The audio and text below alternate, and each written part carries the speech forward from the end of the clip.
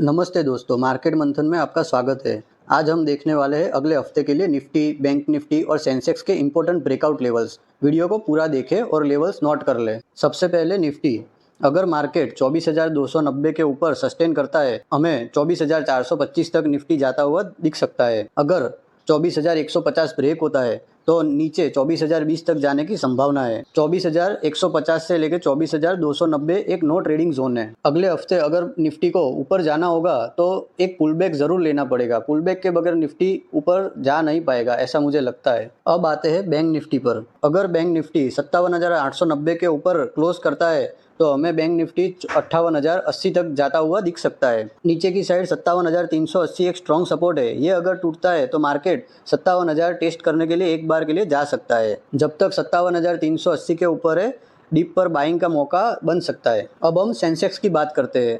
Up side में 77,760 के ऊपर ब्रेकआउट आते ही हमें 78,080 का लेवल देखने को मिल सकता है। वही डाउन साइड में 77,270 एक क्रूशियल सपोर्ट है।